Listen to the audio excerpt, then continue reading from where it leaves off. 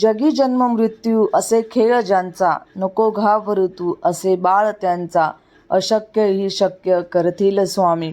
श्री स्वामी समर्थ. तुमचं सगळ्यांचं माझ्या चॅनलमध्ये मनापासून स्वागत आहे. खरोखरच जिथे स्वामी महाराजांची सेवा व परमपूज्य गुरुमाऊलींवर श्रद्धा असते तेथे नियतीलाही झुकावे लागते व काळही थांबतो. याची प्रचिती म्हणून मला एक अनुभव आला, तोच आपल्या पुढे मांडते.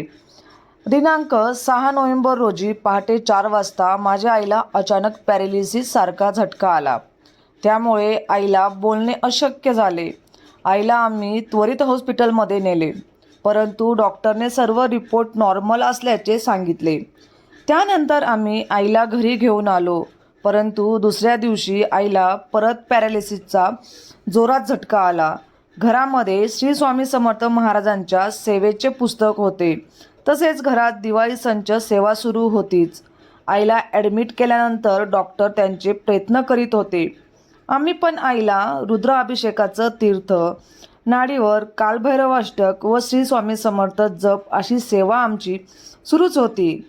यामुळे हळूहळू आईच्या तब्येतील सुधारणा होऊ लागली. हळूहळू आईला बोलणे व हालचाल करणे शक्य होऊ लागले.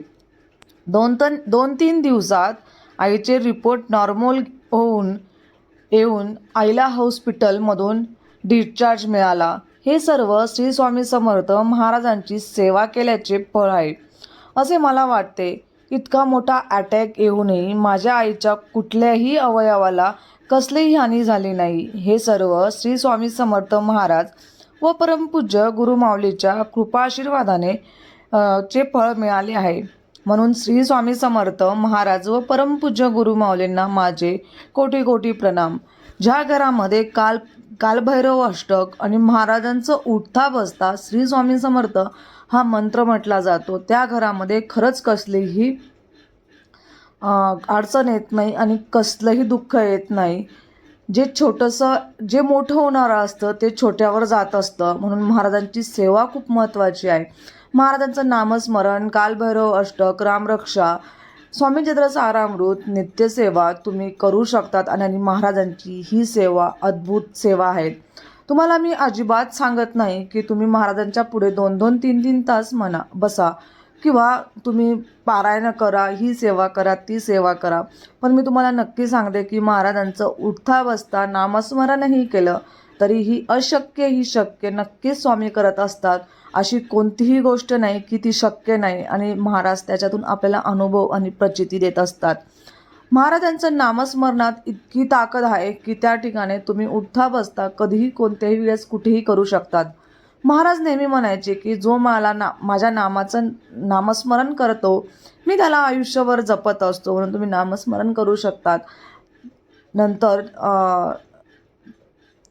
तारक मंत्राचं तीर्थ तुम्ही करू शकतात. महाराजांचं तारक मंत्र म्हणून जे तीर्थ बनवलं जातं त्याची ताकद खूप जास्त आहे.